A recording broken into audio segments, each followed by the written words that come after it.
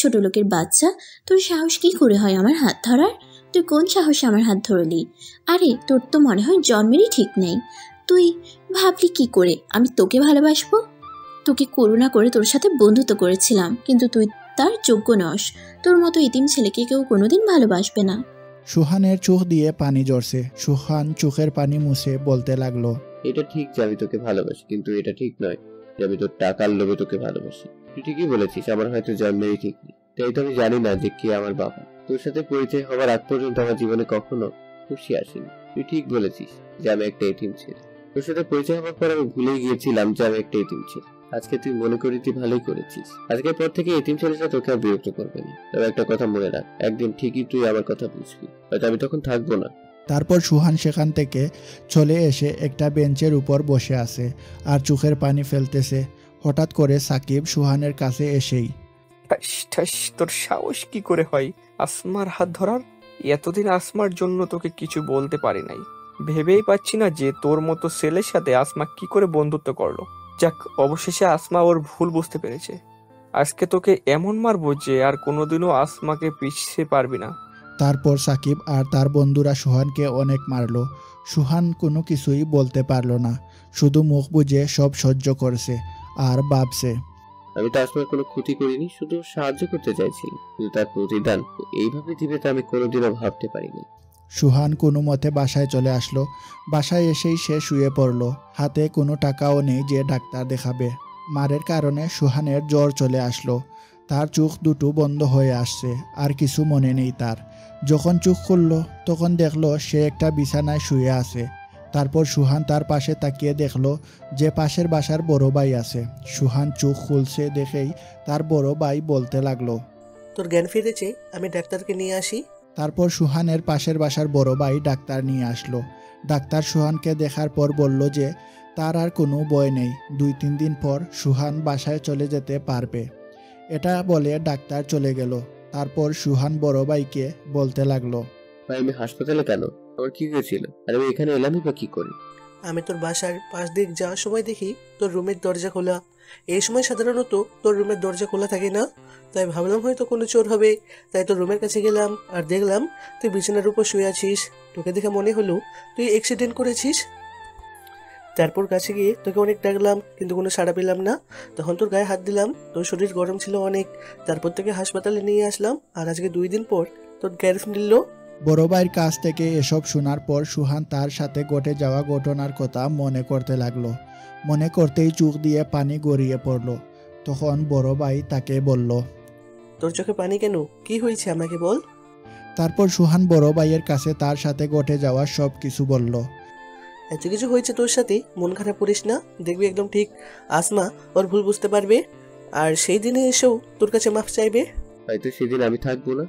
ধুর, যত সব বাজে কথা, এখন একটু ঘুমা, তোর শরীর খুবই দুর্বল, আমি একটু বাসা থেকে আসি।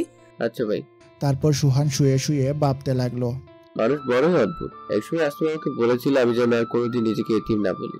সেই আসমাই আমাকে এতিম বলে অপমান করলো। কখন যে ঘুমিয়ে পড়লাম নিজেও জানি না। কিছুক্ষণ পর ঘুম ভাঙল, দেখলাম বড় ভাই আমার পাশে। যাকে আমার সবকিছু ভেবেছিলাম তার জন্য আজকে আমার এই অবস্থা, অথচ আমার রক্তের কেউ না। তারপরও আমার জন্য এত কিছু করেছি, জানি না আপনার এই ঋণ আমি কিভাবে শোধ করব। অনেক বেশি কথা বলেছিস তুই, তোকে বলছি ঋণ শোধ করতে। তুই না, আমি তোর ঋণ কিভাবে শোধ করব জানি না। মানে? তুই একদিন যদি আমার বোনকে রক্ত না দিতি তাহলে হয়তো তাকে বাঁচানো যেত না। তাছাড়া তোর মতো ছেলে আমি খুবই কম দেখেছি। তোর জায়গায় যদি অন্য কোনো ছেলে থাকতো তাহলে হয়তো খারাপ পথে যেত, কিন্তু তুই ঠিক তার উল্টো। আমার বিশ্বাস একদিন তুই অনেক বড় হবি। 2 দিন হাসপাতালে থাকার পর আজকে সুহানকে রিলিজ দিল। এই 2 দিন বড় ভাই প্রায় সব সময়ই সুহানের পাশে ছিল। হাসপাতাল থেকে রিলিজ পেয়ে সুহান বাসায় চলে আসলো। সুহানকে এখন অনেকটাই সুস্থ লাগছে। বাসায় আসার পর রেস্ট নিয়ে হোটেলে গেল। অনেকদিন হোটেলে যায়নি সুহান, তাই সে বুঝতে পারছে ম্যানেজার কি বলবে। হোটেলে যাওয়ার পর সুহানকে দেখেই ম্যানেজার বলল, তুমি এইখানে কেন? স্যার আমি খুবই দুঃখিত এতদিন না আসার জন্য। আসলে আর কিছু বলতে হবে না। আমি কি তোমার কাছে কিছু জানতে চেয়েছি? এতদিন আসো নাই, ভালো কথা, আর আসতেও হবে না। এই নাও তোমার পাওনা টাকা, আর এইখান থেকে বিদায় হও। স্যার দয়া করে আমার সাথে এমনটা করবেন না। এই চাকরিটা আমার খুব প্রয়োজন। দয়া করে আমাকে চাকরি থেকে বহিষ্কার করবেন না। আমি আমার কথাটা একবার শুনি, তারপর যা সিদ্ধান্ত নেবেন। তোমার কোনো কথা আমি শুনতে চাই না। তুমি যদি আর এক মুহূর্ত এইখানে দাঁড়াও তাহলে আমি দারোয়ান ডাকতে বাধ্য হব। না স্যার, তারা দরকার হবে না, আমি চলে যাচ্ছি। তারপর সুহান সেখান থেকে চলে আসলো। রাস্তা দিয়ে হাঁটছে আর ভাবছে, অবহেলিত জীবনটা এত কম সময় ইতি ঘটবে তা ভাবতে পারিনি। জীবন সংগ্রামে বাঁচতে অনেক যুদ্ধ করেছি। আমি যত উপরে উঠছি মানুষ আমাকে তত নিচের দিকে টেনে নিচ্ছে। জীবনে কখনো কারো ভালোবাসা পাইনি।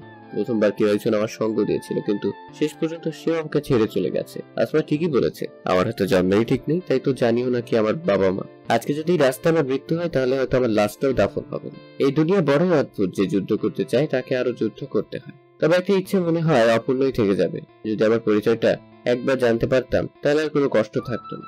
তাহলে কেউ আর বলতে পারতো না যে আমার জন্মের ঠিক নেই। শেষবারের মতো এই পৃথিবীটাকে দেখে নিচ্ছি। আত্মহত্যা করতে যাবো তখনই শুনতে পেলাম, এই আপনাকে বলতেছি না আর বিরক্ত করবেন না, বারবার এসে একই কথা জিজ্ঞেস করেন। বারবার জিজ্ঞেস করলে কি জামাটার দাম কমে যাবে?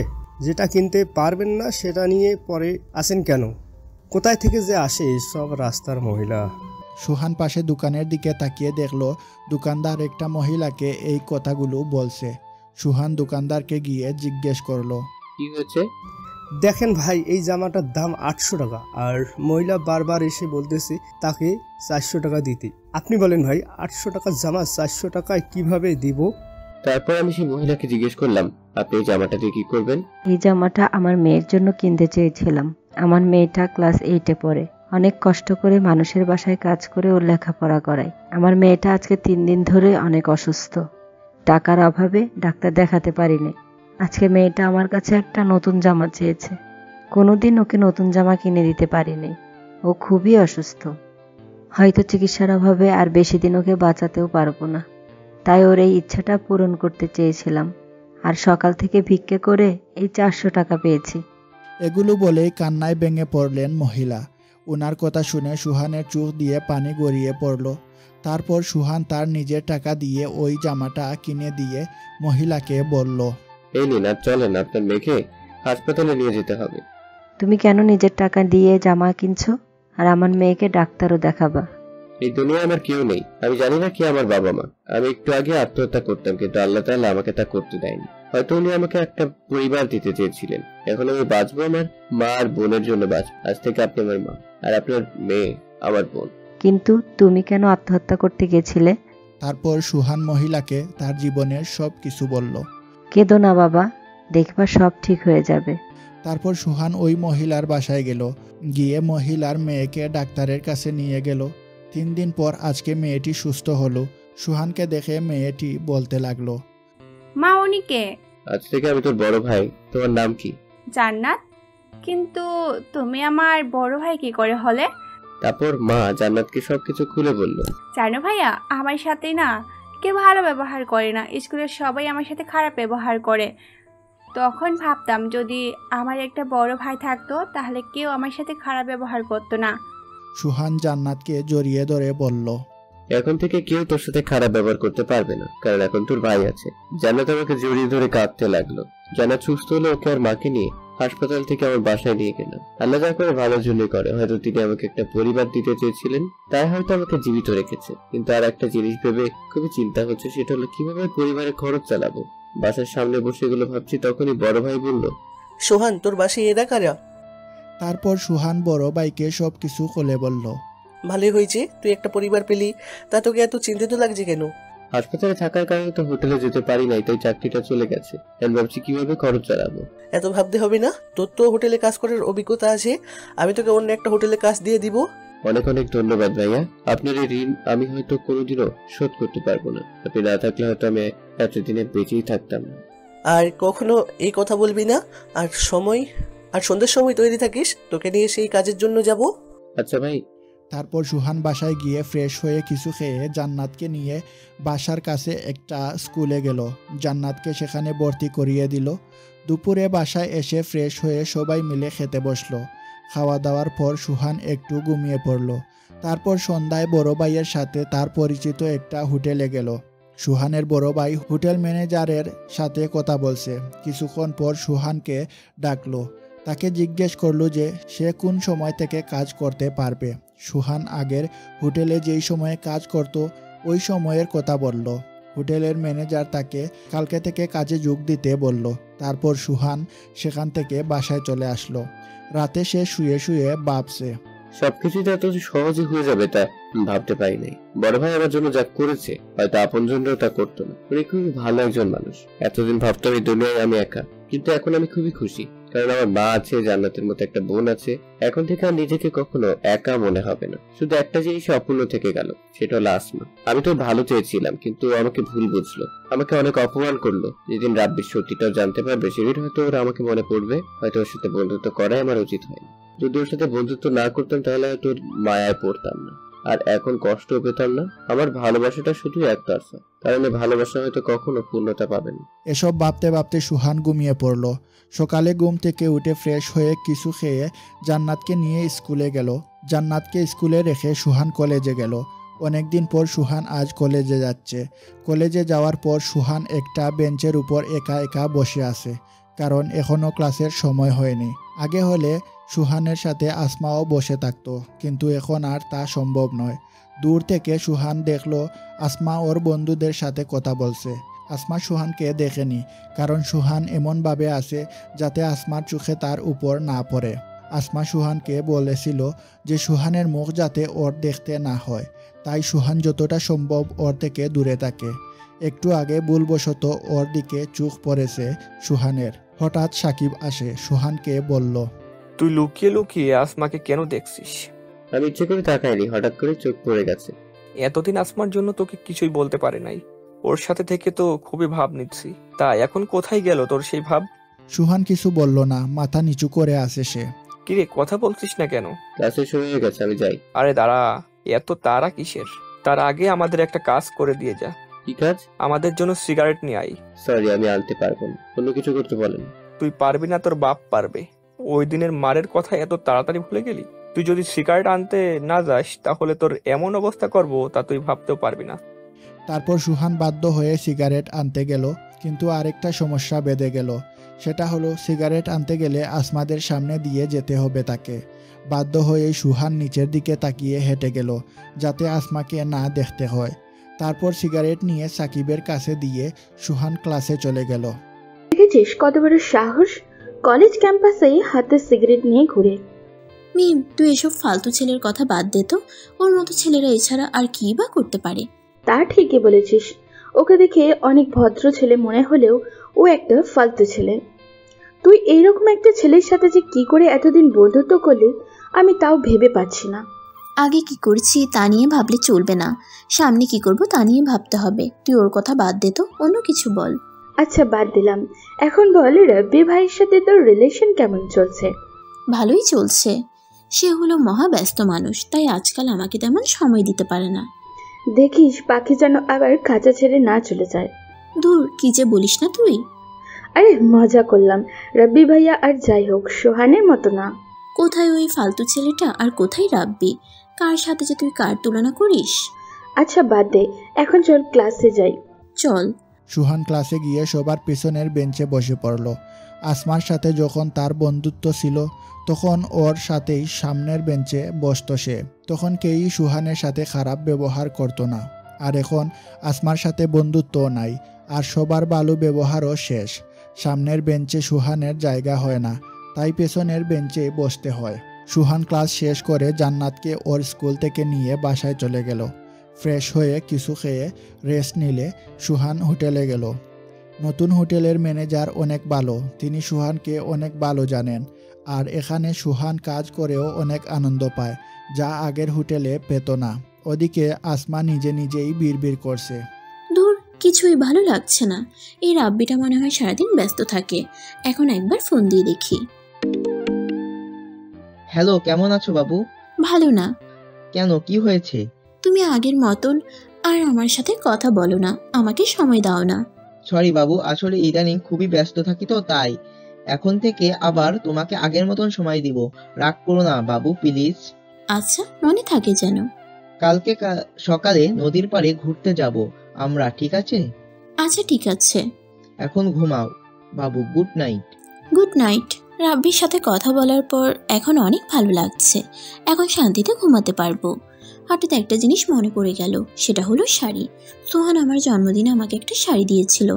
না, ওর কোনো কিছুই আমার কাছে রাখা সম্ভব নয়। কালকে আগে কলেজে যেতে হবে, তারপর ওকে শাড়িটা দিয়ে রাব্বির সাথে ঘুরতে যাব। তার আগে রাব্বিকে বলিনি যে আমাকে আগে কলেজে যেতে হবে। রাব্বির নাম্বারে ফোন দিলাম, কিন্তু ওয়েটিং। আবার দিলাম, তাও ওয়েটিং। কিছুক্ষণ পর রাব্বি কল দিল। সরি বাবু, আসলে একটা বন্ধুর সাথে খুবই গুরুত্বপূর্ণ একটা কথা বলছিলাম। ও, তা কিসের জন্য কল দিলা? আসলে কালকে আমাকে আগে কলেজে যেতে হবে, তারপর কলেজ থেকে তোমার সাথে যাব। আচ্ছা, আমি তোমাকে কলেজ থেকে এসে নিয়ে যাব। আচ্ছা। অনেক রাত হয়ে গেছে, এখনো বাসায় যেতে পারিনি। না জানি না জান্নাত কত চিন্তা করছে।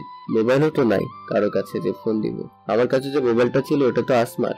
ওর সাথে যখন বন্ধুত্ব ছিল তখনও আমাকে দিয়েছিল, আর এখন তো বন্ধুত্ব নাই, তাই এখন আর ব্যবহার করি না। প্যাকেটে ভরে যত্ন সহকারে রেখে দিয়েছি। ওকে দিয়ে দিতাম, কিন্তু ও তো আমাকে ওর সামনে যেতে নিষেধ করেছে, তাই আর দেওয়া হয়নি। কোনো একদিন সময় সুযোগ পেলে দিয়ে দিব। বাসায় চলে আসলাম, আসার পরই মা বললো, আজকে এত দেরি হলো কেন? আজকে হোটেলে কাজের চাপ অনেক বেশি ছিল, তাই আসতে দেরি হয়েছে। তো তোমরা খেয়েছো? তোকে ছাড়া কি করে খায় বাবা? জান্নাত তো খাইনি। না। শুধু শুধু এত রাত পর্যন্ত না খেয়ে থাকলে কেন? তোমাদের কত কষ্ট হয়েছে। তুমি অসুস্থ মানুষ, জান্নাত তো ছোট মানুষ, আর কখনো এমন করবে না। তুমি যত যাই বলো না কেন ভাইয়া, আমরা তোমাকে ছাড়া কখনো খাবো না। হয়েছে, আপনার পাকড়ামি করতে হবে না, কারণ সবাই মিলে ভাত খাবো। খেয়ে দিয়ে শুয়ে পড়লো সবাই। সকালে ঘুম থেকে উঠে ফ্রেশ হয়ে কিছু খেয়ে জান্নাতকে নিয়ে বেরিয়ে পড়লো। সুহান মোবাইল নিতে ভুলে গেল, তাই তাড়াতাড়ি করে মোবাইলটা ব্যাগের ভিতর ভরে নিল। সুহান প্রতিদিনই মোবাইলটা নিয়ে যায়, যখন সুযোগ পাবে তখনই দিয়ে দিবে তাই। তারপর জান্নাতকে ওর স্কুলে নামিয়ে দিয়ে সুহানও কলেজে চলে আসলো। এসে সুহান একটা বেঞ্চের উপর বসে আছে। হঠাৎ পেছন থেকে আসমার কণ্ঠের মতো কিছু শুনতে পেল। সুহান পিছনে তাকিয়ে দেখলো আসমা তাকে ডাকছে, আর ওর হাতে একটা প্যাকেটটা সুহানের হাতে দিয়ে বলতে লাগলো, এটা তোর দেওয়া সেই শাড়িটা। আমি চাই না তোর কিছু আমার কাছে থাকুক। এতদিন মনে ছিল না, তাই দিতে পারিনি। তারপর সুহান ব্যাগ থেকে মোবাইলটা বের করে আসমাকে দিয়ে বলল, আমার মতো রাস্তার ছেলের হাতে এটা শোভা পায় না। আপনার মোবাইল আপনার কাছে রাখুন। আপনার সামনে যেতে নিষেধ করেছিলেন, তাই এতদিন দেওয়া হয়নি। ভালো করেছিস, দিয়েছিস। সব জিনিস সবার জন্য না। এই বলে আসমা চলে গেল। তারপর আসমা রাব্বিকে ফোন দিয়ে আসতে বলল। রাব্বি আসার পর দুজন নদীর পাড়ে ঘুরতে গেল। নদীর পাশেই একটা পার্ক আছে, খুবই সুন্দর। পার্কের একটা বেঞ্চের উপর বসে দুজন গল্প করছে। আচ্ছা বাবু, তুমি আমাকে ভালোবাসো তো? এটা কি ধরনের প্রশ্ন রাব্বি? আরে রাগ করো না, আমি তো শুধু এমনিতেই জিজ্ঞেস করলাম। আমি যদি কিছু বলি তুমি রাগ করো না? রাগ কেন করব? আচ্ছা, আমি যদি তোমার কাছে কিছু চাই তুমি দিবা? দেওয়ার চেষ্টা করব। বলো কি চাও? আমি তোমার সাথে রুম ডেট করতে চাই আসমা। কি বলছো তুমি এসব? তোমার মাথা ঠিক আছে তো? তুমি এভাবে রিয়াক্ট করছো কেন? এটা তো আজকালের যুগে কমন ব্যাপার, সবাই এটা করে। সবাই করে তার মানে এটা নয় যে আমাদেরও করতে হবে। আর বিয়ের আগে তো আমি কখনোই এসব করতে পারবো না। বিয়ে তো আমরা করবোই, তাহলে করলে সমস্যা কি? আমরা বিয়ে করব, এখনো করিনি। দেখো আসমা, আমার সব ফ্রেন্ডরাই রিলেশন করে, আর ওরাও ওদের গার্লফ্রেন্ডের সাথে রুম ডেটও করেছে, আর সবাই এটা করে। আজকালের রিলেশন এমন। তার মানে তুমি আমার সাথে রুম ডেট করে তোমার ফ্রেন্ডদের এটা বোঝাতে চাও যে তুমি আমার সাথে রুম ডেট করেছো? আর আজকালকার রিলেশন কেমন তা জানার প্রয়োজন বোধ আমি করছি না। আমি সেটা বুঝতে চাইনি। আমি তো শুধু তোমার এটা বোঝাতে চাইছি যে এরকমটা কখন সচরাচর হয়ে থাকে। আমি এটা ভেবে পাচ্ছি না যে তুমি এরকম নিচু চিন্তা ভাবনা কি করে করতে পারো। আমি এই বিষয়ে তোমার সাথে আর কোনো কথা বলতে চাই না। আমি চললাম। রাগ করে সেখান থেকে চলে আসলাম। এতটা রাগ হয়েছে রাব্বির ওপর, তা বলার মতো না। ও কি করে আমায় এমন প্রস্তাব দিতে পারে, আমি সেটাই ভেবে পাচ্ছি না। তারপর আসমা বাসায় চলে আসলো। আসমার কিছুই ভালো লাগছে না। দুপুরে না খেয়েই শুয়ে পড়লো। বিকালে মিম আসমাকে ফোন দিল। আজকে কলেজে আসলি না কেন? রাব্বির সাথে ঘুরতে গিয়েছিলাম। তোর কণ্ঠ এমন লাগছে কেন? রাব্বি ভাইয়ের সাথে কি কিছু হয়েছে? না, ভালো লাগছে না, পরে কথা বলবো। আচ্ছা, আমি তোর বাসায় আসছি। ফোনে কথা বলতেও ভালো লাগছিল না। পার্ক থেকে আসার পর রাব্বি আমাকে অনেক কল মেসেজ দিয়েছিল, কিন্তু আমি রাগের কারণে রিপ্লাই দেয় নাই। কিছুক্ষণ পর মিম আসলে ওর সাথে ছাদে গেলাম। এখন আমাকে বলতো তোর কি হয়েছে?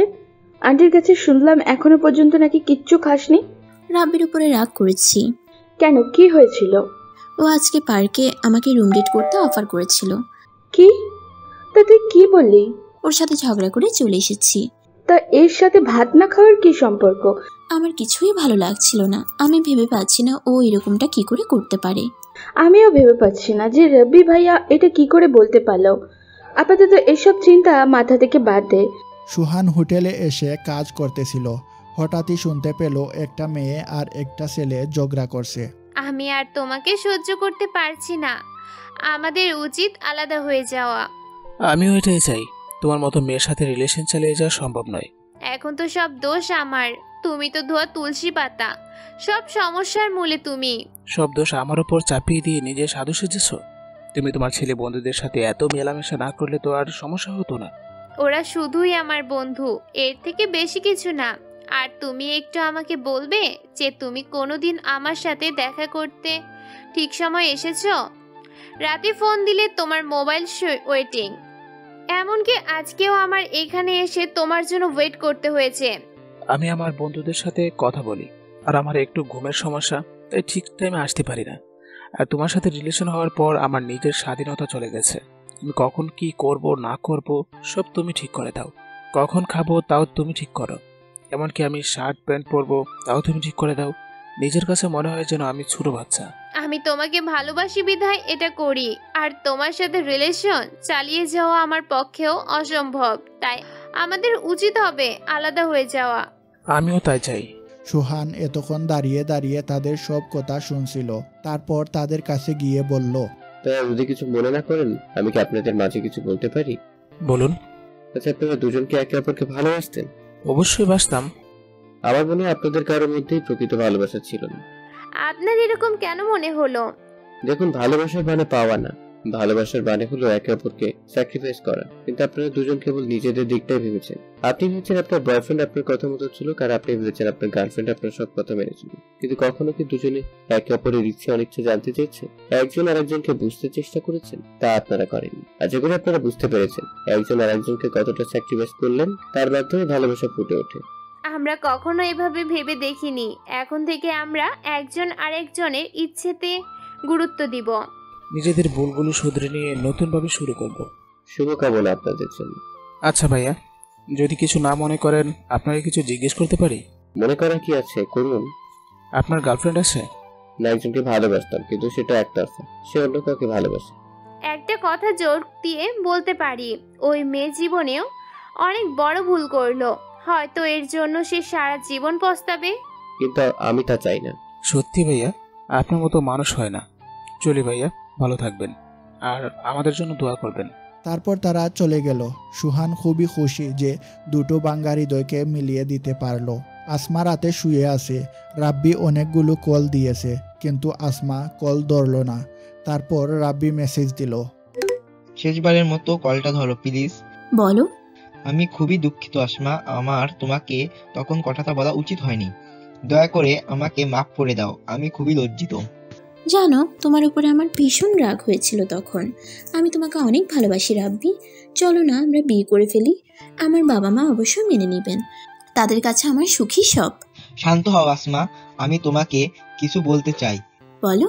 এত কথা ফোনে বলা যাবে না। তুমি আমার সাথে দেখা করো নদীর পাড়ে। আচ্ছা ঠিক আছে। ওকে, গুড নাইট। Good night. সুহান রাতে শুয়ে আছে।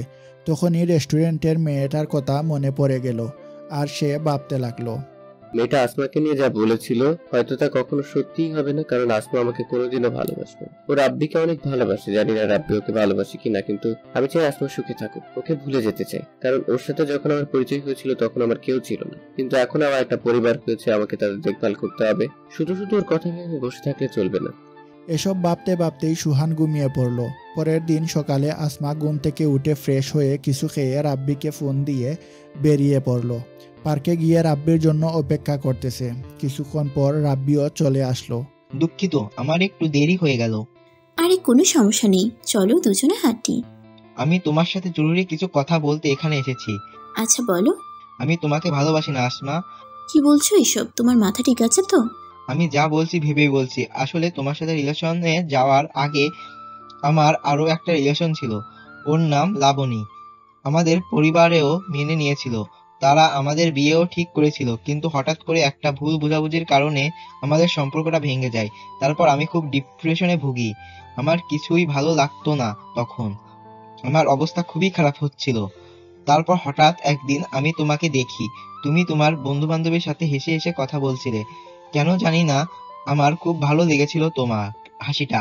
তখন যতক্ষণ কথা বলেছিলাম তখন আমি তোমার দিকে তাকিয়েছিলাম। এমনিতেই লাবণীর সাথে ব্রেকআপ হবার পর আমি ভীষণ হতাশ হয়ে পড়েছিলাম। তারপর তোমাকে প্রপোজ করি আর তুমিও রাজি হয়ে গেলে, কিন্তু আমি তোমাকে মন থেকে মেনে নিতে পারছিলাম না, কারণ আমি লাবণীকে অনেক ভালোবেসেছিলাম। প্রথম প্রথম তোমাকে অনেক ভালো লাগতো, তাই তো তোমাকে সোহানের সাথে মিশতে বারণ করতাম। কিন্তু হঠাৎ একদিন লাবণী আমাকে ফোন করে, ও আমাকে সরি বলে আর আবার আমার জীবনে ফিরে আসতে চাইলো। আসলে ওর সাথে ব্রেকআপ হওয়ার জন্য শুধু ও দায়ী ছিল না, আমিও সমানভাবে দায়ী ছিলাম। তাই ওকে মেনে নিয়েছিলাম। আর আমাদের দুই পরিবারও আমাদের এক হওয়াতে অনেক খুশি, কারণ তারা চাইতো আমরা যাতে একসাথে থাকি। ওর বাবা আর আমার বাবা বন্ধু ছিলেন, তাই তারা চাইতো আমরা যাতে একে অপরের সাথে থাকি। আর ওই দিন রেস্টুরেন্টে আমি লাবণীর সাথেই কথা বলছিলাম। সোহান তোমাকে যা বলেছে তা সবই সত্যি, কিন্তু তুমি সোহানের সাথে যা করেছিলে তা যখন আমার কাছে এসে বললে, তখন আমি অনেক অবাক হয়েছিলাম, এটা ভেবে যে তুমি আমাকে এতটা বিশ্বাস করো। আমি খুবই চিন্তায় পড়ে গেলাম। লাবণীকেও তোমার কথা বলি নাই, ও জানতে পারলে হয়তো আবার আমাকে ছেড়ে চলে যাবে। আর তুমিও আমাকে অনেক ভালোবাসো।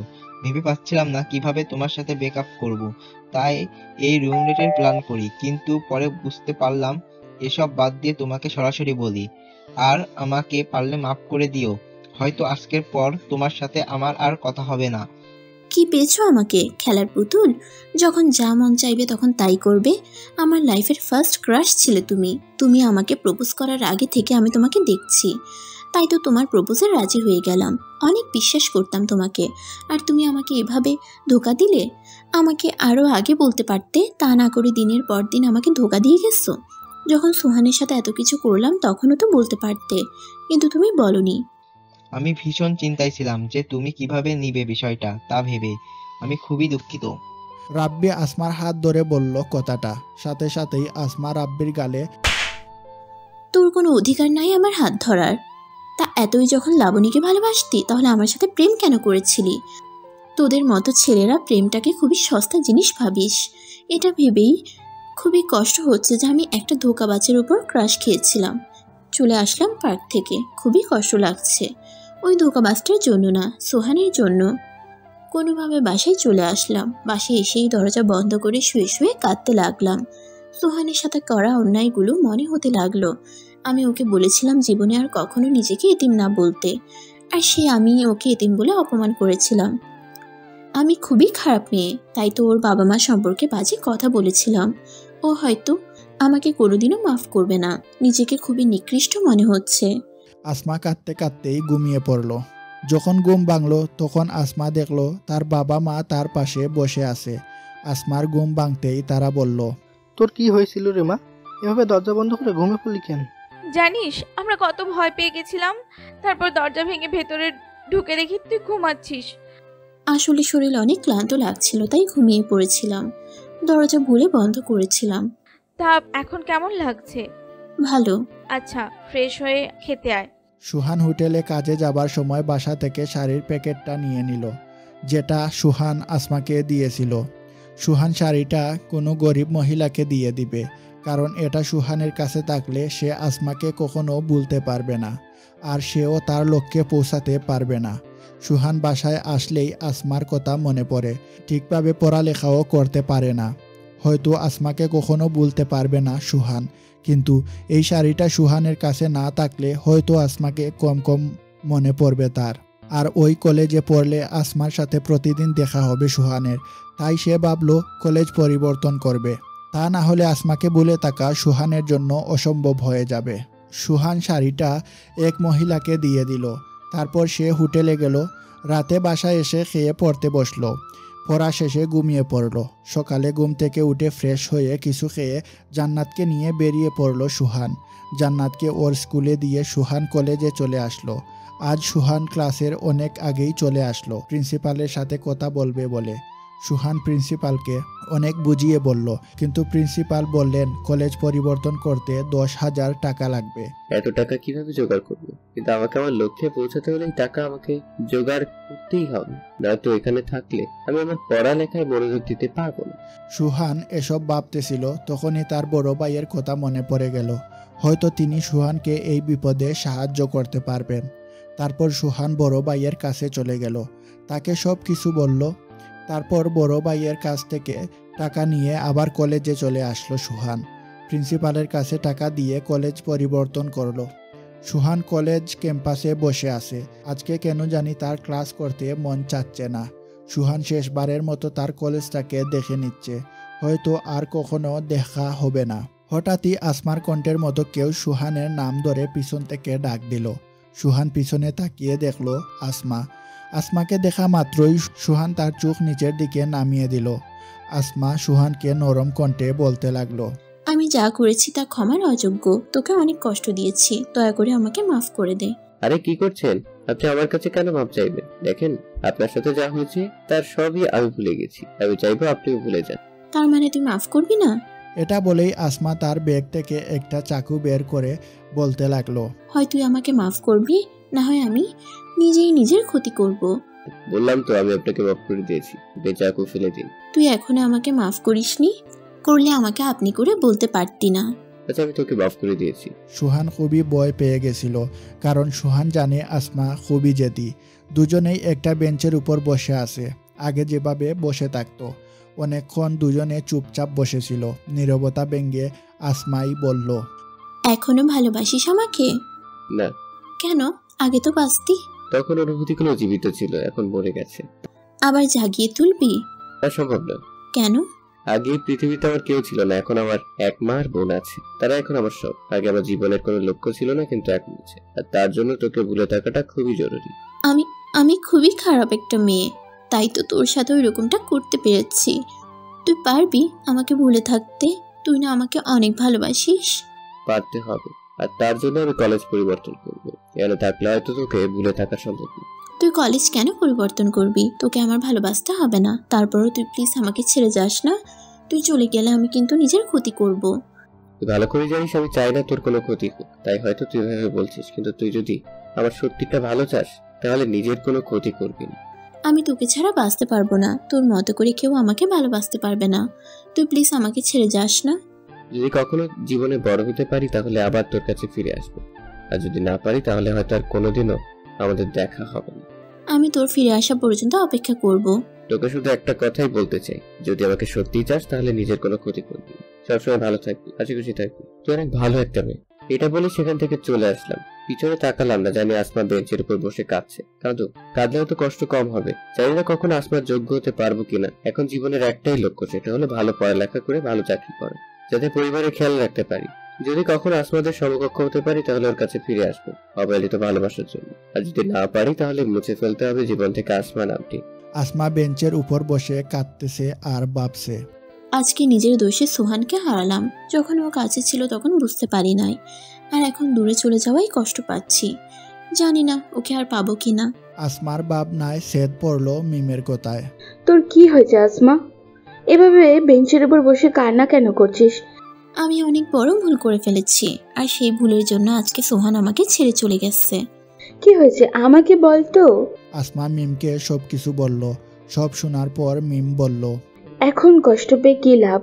সুহান তো আর ফিরে আসবে না। আমরা এমনই, যখন কাছে থাকে তখন তার মূল্য বুঝি না, আর যখন সে দূরে চলে যায় তখন তাকে বুঝতে পারি। এখন এভাবে কেঁদে আর কি হবে? যদি ওকে সত্যিই ভালোবাসিস তাহলে ওর জন্য অপেক্ষা করা ছাড়া আর কোনো পথই নাই তোর কাছে। হ্যাঁ, আমি তাই করব। প্রয়োজনে আমি সোহানের জন্য সারা জীবন অপেক্ষা করব। ওকে যে আমি অনেক ভালোবাসি। তা এখন কান্না থামা, চল তোকে বাসায় দিয়ে আসি। জানি না আসমাকে ভুলে থাকতে পারবো কিনা। যত ওকে ভুলে থাকার চেষ্টা করি ততই আরো বেশি করে ওকে মনে পড়ে, কিন্তু আমার তো ওকে ভুলে থাকতেই হবে। জানি এটা অনেক কঠিন, তারপরও আমার পরিবারের জন্য হলেও আমাকে পারতে হবে। সুহান এসব ভাবছিল, তখনই তার মা জিজ্ঞেস করলো, তোকে এমন দেখাচ্ছে কেন বাবা? তোর কি কিছু হয়েছে? না বা, কিছুই হয়নি। আমার কাছে কিছু লোকাস না বাবা, তোকে দেখেই বোঝা যাচ্ছে যে তোর কিছু হয়েছে। আর তুই তো আজকে কলেজ থেকেও তাড়াতাড়ি চলে এলি, কিছু হয়ে থাকলে আমাকে বল বাবা। সুহান তার মাকে আসমার সাথে ঘটে যাওয়া সব কিছু বলল। তখন তার মা বলল, মেয়েটাকে তো অনেক ভালোবাসিস, তাহলে ওর থেকে দূরে কেন চলে এলি? কি করতাম আমি মা? ওদের আর আমাদের মধ্যে আকাশ পাতাল ব্যবধান। ওর বাবা হয়তো কখনোই সম্পর্ক মেনে নেবে না। মেনে না নেওয়ারই কথা। কোনো বাবাই চাইবে না তার মেয়েকে কোনো গরিব ছেলের সাথে বিয়ে দিতে। এটা তুই বলছিস? হয়তো আসমার বাবা তার মেয়ের সুখের জন্য রাজি হতো, আর তুই পারবি আসমাকে ভুলে থাকতে? তুই ঠিক কষ্ট পাবি, আর আমরা চাই না তুই কষ্ট পাস। মিম আসমাকে বাসায় পৌঁছে দিয়ে গেল। রুমে এসে আসমা কান্না করতে লাগলো। কিছুক্ষণ পর আসমার বাবা মা তার রুমে আসলো আর বলল, তুই কি অসুস্থ রে মা? মিম তোকে বাসায় দিয়ে গেল। এ কি, তুই কান্না করছিস কেন? কি হয়েছে মা, আমাদের বল।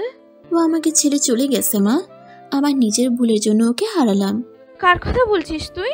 তারপর আসমা তার মা বাবাকে সুহানের ব্যাপারে সব কিছু বলল। কথাগুলো শুনে আসমার বাবা বললেন, ওই ছেলের এত বড় সাহস যে আমার মেয়েকে কষ্ট দেয়। তুই চিন্তা করিস না মা, সোহানের সাথেই তোর বিয়ে দিব। তুই শুধু ওর ঠিকানাটা দে। কিন্তু ও রাজি হবে না বাবা। তা নিয়ে তুই চিন্তা করিস না। আমার মেয়ে কষ্ট পাবে ওই ছেলের জন্য, তা আমি হতে দিব না। সুহান বিছানায় শুয়ে আছে। তখনই কে যেন দরজা নক করলো। সুহানের মা গিয়ে দরজা খুলে দিল। কিছুক্ষণ পর সুহানের মা তাকে ডাক দিল। সুহান সেখানে গিয়ে বলল, মা, এই লোকটাকে? আমি আসমার বাবা। আমি জানতে এসেছি তুমি আসমাকে ছেড়ে কেন চলে এলি। আমি আসমাকে ভালোবাসি আর ভবিষ্যতে বাসবো। ওর যোগ্য হয়ে ওর কাছে ফিরে আসবো। মানুষের যোগ্যতা তার চরিত্রই ফুটে ওঠে। আর তুমি যদি আমাকে অন্য 5টা মেয়ের বাবার মতো ভাবো তাহলে ভুল ভাববে। আমি মোটেই সেরকম নয়। আমরা এখন পর্যন্ত আসামার কোনো ইচ্ছা পূরণ রাখিনি। ও যা চেয়েছে তাই দিয়েছি। ওকে কোনোদিনও কষ্ট পেতে দেয়নি। আর আজকে প্রথমবার ও কষ্ট পেল শুধু তোমার জন্য। দেখো, আমি চাই তুমি আসমাকে বিয়ে করো। তোমার পরিচয় জানার দরকার নেই, আমার শুধু তোমাকে জানলেই হবে। মাফ করবেন আমাকে, আমি এখন আসমাকে বিয়ে করতে পারবো না। আপনি যতটা সহজভাবে বলে দিলেন জীবনটা ততটা সহজ না। আসমার 1 মাসের যা খরচ তা হয়তো আমি 6 মাসেও আয় করতে পারি না। আর এখন আমার যে অবস্থা তাতে আসমাকে বিয়ে করা সম্ভব না। তুমি আমার অফিসে কাজ করবি, তাহলে তো আর কোনো সমস্যা থাকবে না। কিন্তু আমি কষ্ট না করে কোনো কিছু পেতে চাই না। কষ্ট না করে পেলে তার কোনো মূল্য থাকে না। আমি আমার যোগ্যতা অনুযায়ী কাজ করব। আচ্ছা, তুমি তোমার যোগ্যতা অনুসারেই আমার অফিসে কাজ করবে, পাশাপাশি লেখাপড়া করবে। দেখো বাবা, আসমা তোমাকে ছাড়া বাঁচতে পারবে না। ও খুবই আবেগী একটা মেয়ে, খুব অল্পতেই মানুষকে বিশ্বাস করে ফেলে। ওকে কোনোদিনও এভাবে কাঁদতে দেখিনি, আজকে প্রথমবার দেখলাম। দয়া করে তুমি রাজি হয়ে যাও। রাজি হয়ে যা বাবা, তুইও তো আসমাকে ভালোবাসিস। রাজি হয়ে যাও ভাইয়া, আমরা তোমাকে কষ্ট পেতে দেখতে চাই না। আমি রাজি, তবে আমার একটা শর্ত আছে। কি শর্ত? আসমাকে আমার সাথে বিয়ের কথা বলবেন, এটা ওর জন্য সারপ্রাইজ। আচ্ছা ঠিক আছে, তবে আমি চাই তোমরা সকলে আমার দেওয়া বাড়িতে ওঠো। প্লিজ কিছু মনে করো না, এটা আমি দিব না, অফিস থেকেই তোমাকে দেওয়া হবে। তার বিনিময়ে মাসিক টাকা কেটে রাখা হবে তোমার বেতন থেকে। তোমরা সেই বাড়িতেই উঠবা, সেখানেই বিয়ে কার্যক্রম হবে। আচ্ছা ঠিক আছে, তাহলে আমি এখন চলি, কালকেই তোমাদের বিয়ে হবে। বাবা, সোহান কি বললো? ও রাজি হয়নি মা, আমি জেদ করে তোর বিয়ে অন্য এক জায়গায় ঠিক করে ফেলেছি কালকেই। এটা তুমি কি করলে বাবা? আমি এই বিয়ে করতে পারবো না। তুই যদি এই বিয়ে না করিস তাহলে আমার মরা মুখ দেখবি, মনে রাখিস কথাটা। আমি গেলাম। এটা কি হয়ে গেল? আমি সোহানকে ছাড়া অন্য কাউকে কি করে বিয়ে করব? ও তো আমাকে বলেছিল যে আমার কাছে ফিরে আসবে, কিন্তু এই বিয়ে না করলে বাবা আত্মহত্যা করবে, আর আমি তা কিছুতেই হতে দিব না। প্রয়োজনে বাবার জন্য নিজের ভালোবাসা বিসর্জন দিব। আজকে আমার বিয়ে, কিন্তু আমার তাতে কোনো খেয়াল নেই। আমি শুধু সোহানের কথাই ভেবে চলেছি। যার সাথে আমার বিয়ে হচ্ছে তা জানারও ইচ্ছে হচ্ছে না। কবুল বলার সময় সোহানের মুখটা বারবার চোখের সামনে ভেসে উঠল। তখনই বাবার কথা মনে পড়ে গেল। তারপর কবুল বলে দিলাম। বাসর ঘরে বসে আছি, শুনেছি এই দিনটা নাকি মেয়েদের জীবনে শ্রেষ্ঠ রাত, কিন্তু আমার কাছে আজাবের মতো মনে হচ্ছে। কিছুক্ষণ পর কেউ একজন বাসর ঘরে প্রবেশ করলো, তারপর বলল, শুনেছি বাসর ঘরে স্বামী আসলে তাকে সালাম দিতে হয়, কিন্তু আপনি তা জানেন না মনে হচ্ছে। দেখুন, আপনাকে আমি স্বামী হিসেবে মানতে পারবো না। আমি অন্য একজনকে ভালোবাসি, বাবার জন্য বিয়েটা করেছি। আপনি বললে তো আর হবে না, আপনি আমার বউ, আপনার উপর আমার অধিকার আছে, আর আমি আমার অধিকার আদায় করেই ছাড়বো। দেখুন, ভালো হবে না কিন্তু। যখনই সামনে তাকালাম আমি অবাক সোহানকে দেখে। তুমি আমাকে অনেক কষ্ট দিয়েছো, তাই তোমাকে তার শাস্তি দিলাম। তুমি জানো আমি কতটা কষ্ট পেয়েছি? আমি ওকে জড়িয়ে ধরে বললাম, আর কখনো কষ্ট দিব না, তোমাকে অনেক ভালোবাসবো। আমি খুবই দুঃখিত তোমাকে অপমান করার জন্য, দয়া করে আমাকে মাফ করে দাও। এসব কথা এখন বাদ দাও, রাজ্যে ফুরিয়ে যাচ্ছে, বসর করবো কখন? আজকে কোনো বাসর হবে না। কেন? তুমি আমাকে কষ্ট দিয়েছো তাই। তুমি বললেই তো আর আমি মানবো না, আমি আমার অধিকার ঠিকই বুঝে নিব। এটা বলে আসমাকে জড়িয়ে ধরলাম। এই সবাই দেখছে তো, লাইট বন্ধ করো। লাইট বন্ধ করে আসমাকে নিয়ে সুখের সাগরে পাড়ি দিতে লাগলাম। তো বন্ধুরা, আমাদের গল্পগুলি আপনাদের কাছে কেমন লাগে অবশ্যই কমেন্ট করে জানাবেন। আর যদি ভালো লেগে থাকে তাহলে একটি লাইক দিয়ে আমাদের চ্যানেলটি সাবস্ক্রাইব করে রাখবেন। দেখা হবে অন্য কোনো ভালোবাসার গল্পে। সেই পর্যন্ত সুস্থ থাকুন, ভালো থাকুন, ভালো রাখুন নিজের ভালোবাসার মানুষটিকে। ধন্যবাদ।